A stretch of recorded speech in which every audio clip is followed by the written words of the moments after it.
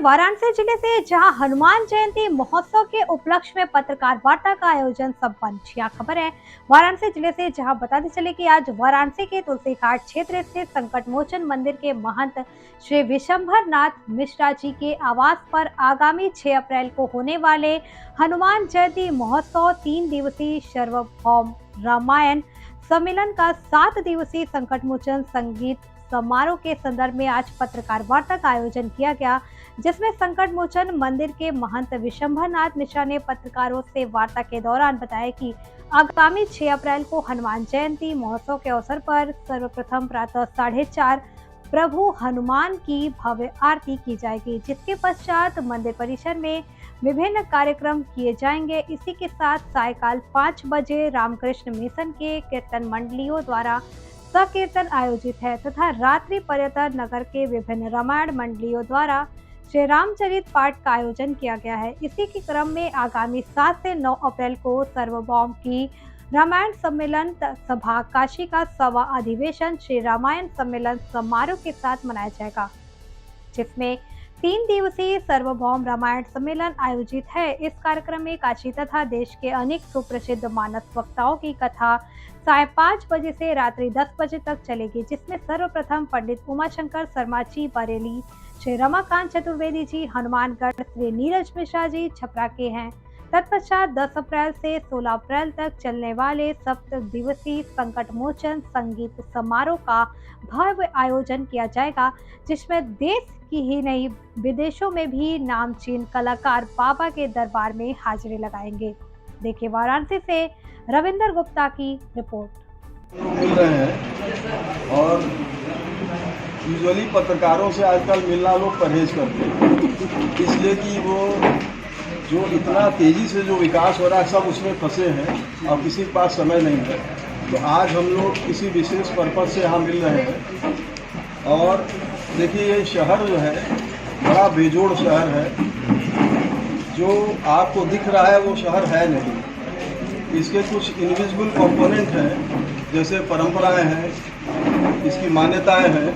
तो हम तो अगर कहेंगे कि इस सेंचुरी में अगर कोई सबसे बड़ा विजनरी अगर इस शहर में आया है तो मैं पंडित मदन मोहन मालवीय को जानता हूँ। ये एकेडमिक्स का ये शहर रहा है, तो उन्होंने बड़े क्लेवरली काशी हिंदू विश्वविद्यालय की स्थापना की कि काशी का जो एकेडमिक डायमेंशन है वो मजबूत बना रहे।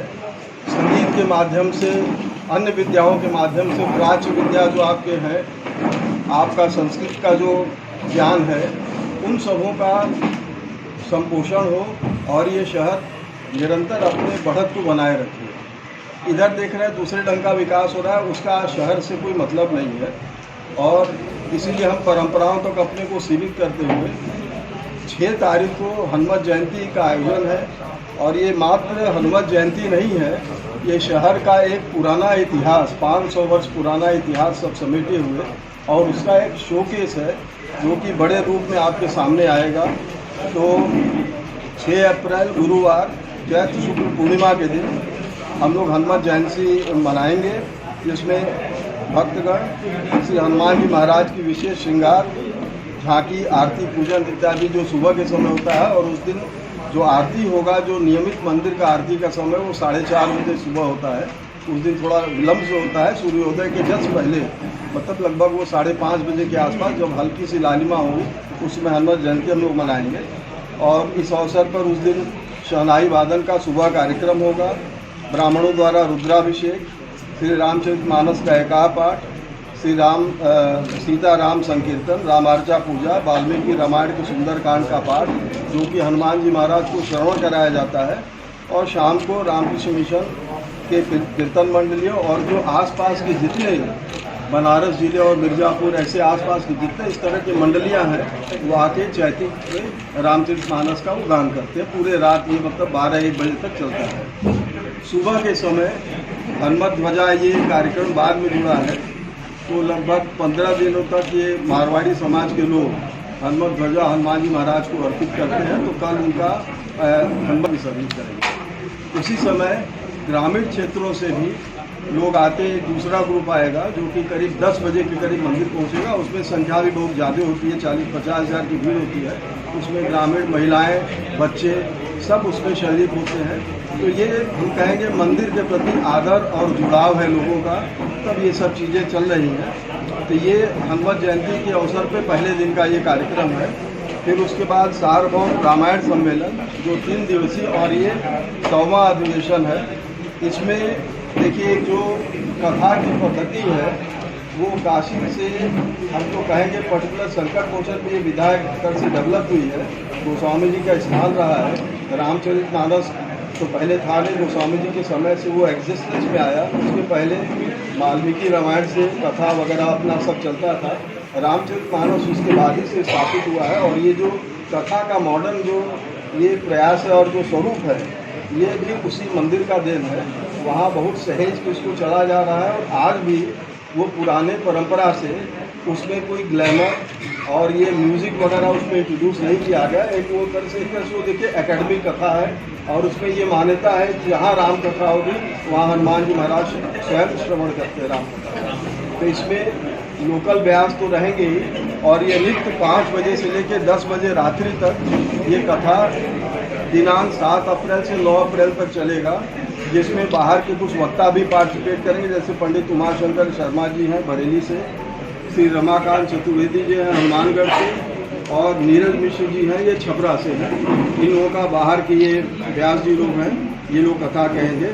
उसके बाद जो बहुप्रतीक्षित संगीत समारोह है वो 10 अप्रैल से शुरू होगा और ये प्रतिदिन 7:30 बजे से शुरू होगा शाम को और सुबह जब तक समाप्त नहीं होगा तब तक ये चलेगा, रात पर्यंत ये चलता है।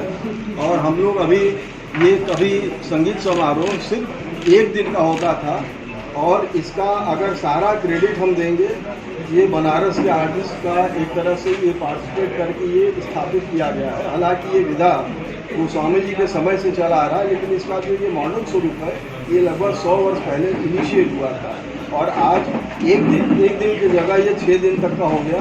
लेकिन इस बार क्योंकि ये 100वां साल पूरा कर रहा है और हम लोग एकोमोडेट नहीं कर पा रहे हैं तो टेम्पोररी फेज में 6 की जगह इस बार 7 दिन का करेंगे। उसके बाद भी हम एकोमोडेट नहीं कर पा रहे हैं। और देखिए ये केवल मात्र संगीत का नहीं है, ये हमारे शहर का एक महत्वपूर्ण डायमेंशन है। एक समय था कि बनारस में जो भी स्टार्टिंग के अवसर पर हर वर्ष होता है, लेकिन इस बार विशेष ये है कि ये 100वां वर्ष है और इस बार हम लोगों ने संगीत समारोह हनुमत जयंती तो 6 अप्रैल को है, फिर उसके बाद 3 दिन का सार्वभौम रामायण सम्मेलन होगा मतलब 9 तारीख तक, फिर 10 से लेकर 16 तक संकट मोचन संगीत समारोह होगा, वो उसी जयंती का ही पार्ट है। और इस बार कुछ बहुत बड़े आर्टिस्ट जो कि पहली बार परफॉर्म करेंगे, जैसे जावेद अली है, तलत अजीज है, फिर सोनू निगम है और जस्सी है। तो ऐसे बड़े जो एक तरह से देखिए तो लाइट म्यूज़िक में भी बहुत एक्सपोनेंट माने गए हैं और फिल्मी दुनिया के तो बड़े सितारे हैं। और उसके साथ जो पारंपरिक शास्त्रीय संगीतज्ञ हैं वो सारे बड़े आर्टिस्ट इस बार परफॉर्म करेंगे। कितने दिनों तक चलेगा ये कार्यक्रम? इस बार इसको विशेष रूप से 7 दिन का किया गया है क्योंकि हमें सब आर्टिस्ट को इनकॉर्पोरेट करना था। अभी भी देख रहे हैं हम कि बहुत लोगों को नहीं बुला पा रहे हैं, तभी 7 दिन से, क्योंकि हमको व्यवस्थाएं बहुत कठिन है, ये रात भर लोगों को जागना पड़ता है, तो 7 दिन से ऊपर अभी हम लोग नहीं करते। महाराज जी कितने बजे से कार्यक्रम शुरू होगा, कब चलेगा? ये 7:30 बजे शुरू होता है और 4:30 बजे मंदिर का आरती होता है। तो हो सकता है अगर कार्यक्रम नहीं संपन्न हो पाएगा तो आरती के बाद भी ये चलेगा, सुबह 6-7 बजे तक भी चल सकता है। अच्छा गुरु जितने भी कलाकार हैं क्या उनको किसी तरह का पे दिया जाता है? यहाँ आर्टिस्ट अपना कोई प्रोफेशनल चार्ज नहीं लेते हैं, उनका आने जाने का और लोकल हॉस्पिटलिटी का ये सब मंदिर बनाने जाता है। उनके जेब से मंदिर पैसा नहीं लगने देगा, सारे खर्च मंदिर उठाएगा।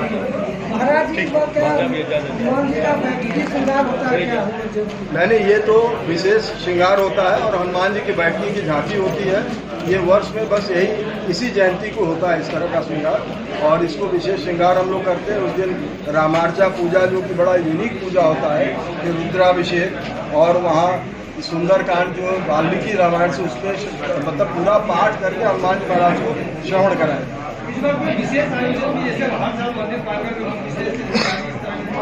नहीं तो कला दीर्घा रहेगा और इस बार विदेशों से भी लोग उसमें पार्टिसिपेट करेंगे और वो 7 दिन चलेगा और हमारे डॉक्टर विजयनाथ मिश्रा जी उसका पूरी उसको कोऑर्डिनेट करेंगे।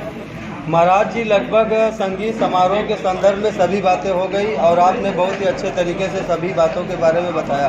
महाराज जी, मेरा सवाल आपको तुलसी घाट और रामचरितमानस के संदर्भ में है कि वर्तमान राजनीति में रामचरितमानस की कुछ चौपाइयों को लेकर के राजनीति खेली जा रही है।